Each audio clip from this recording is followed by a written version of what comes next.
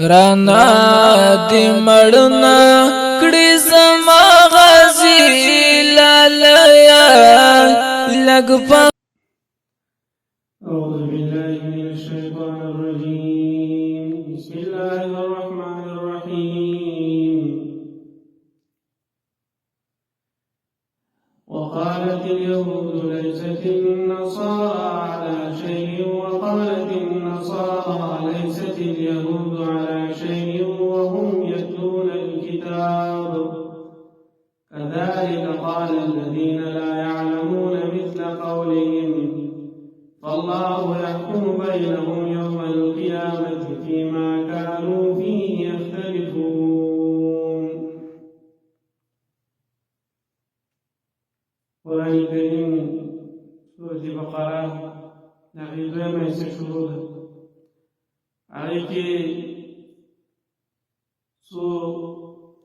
سؤالنا جوابنا وبيا زجرون ذكر شو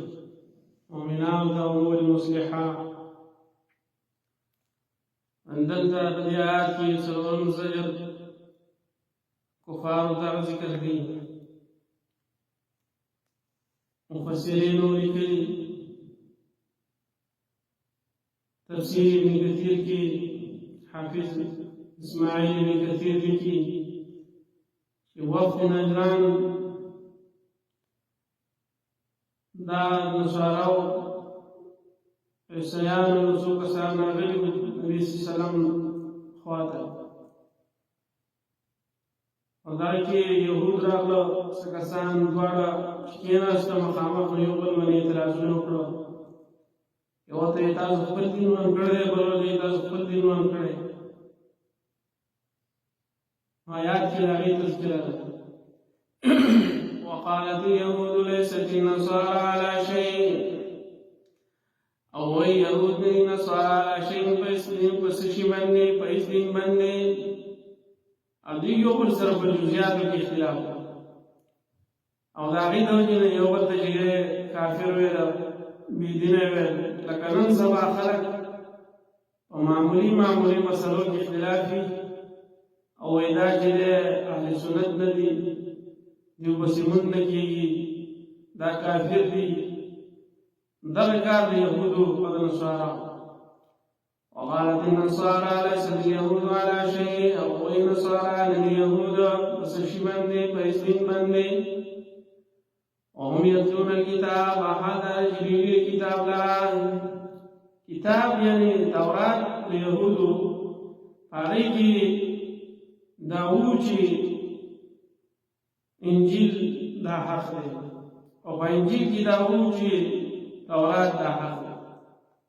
خو هغه په دې باندې کویدا او به یو بل ته چې د سینې نسبت ورکړو اذا قال الذين لا يعلمون مثل قولهم لا يؤمن هاكسان چې نه کویدا په مثل د وینا دي الله يحكم بينهم يوم القيامه صلى الله تعالی عملي فیصله وکړي پر ورځ د قیامت کې فيما كانوا فيه يختلفون هغه څنګه چې په اختلاف کوي انت وبيع فیصله وشي عملي السوق بدين باندې او سوق بدين باندې نه او انا ممن منا مسائل لا يذكر فيها اسمه وسعى خرابها انزم زجر او سوګه ورځان دا شان من کوي جماعتونه د الله د سره من کوي ايو کرا فيها اسمه یا ترې چې باندې کې الله وسعى خرابها کوشش کوي په مانو ځای کې مفسرین لیکلي چې نصارا او د مخدی نصر په مدد سره بیت المقدس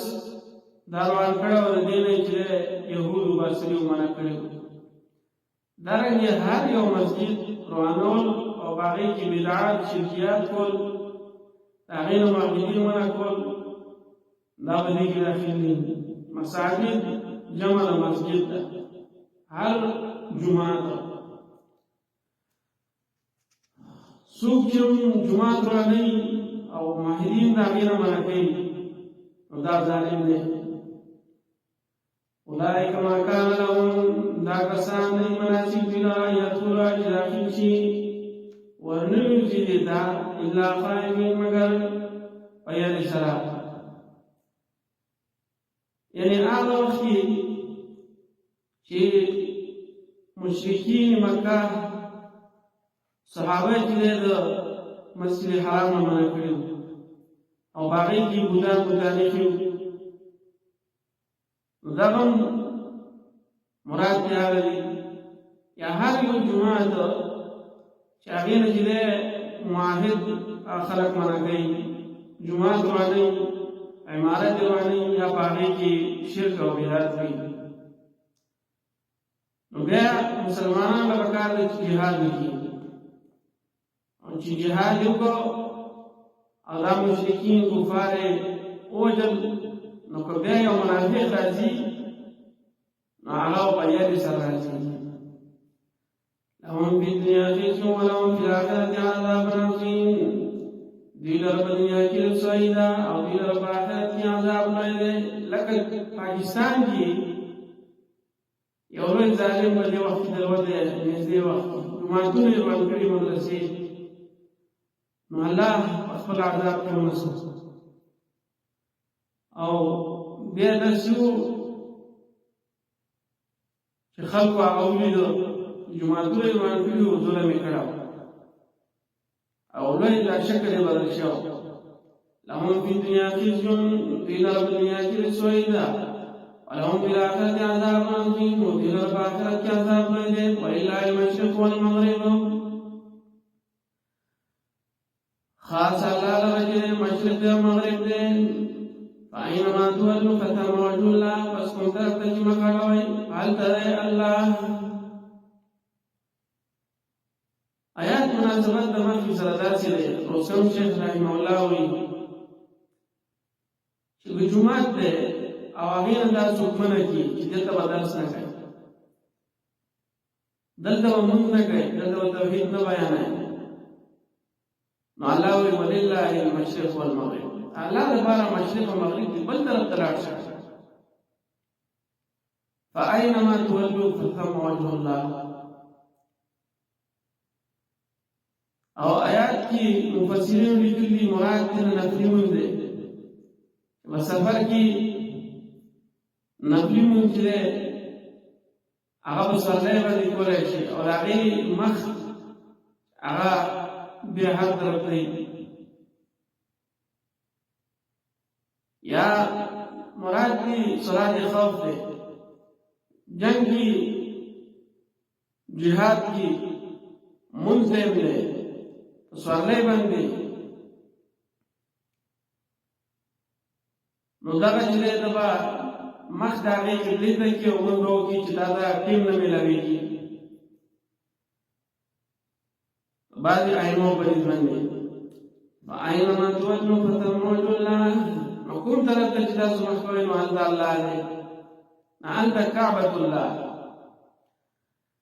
إن الله واسع عليم يقين الله تعالی واسع فراخ دی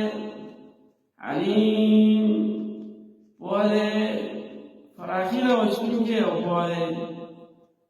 وقالوا اتخذ الله ولدا سبحانه ويبي نولي الله تعالى ولد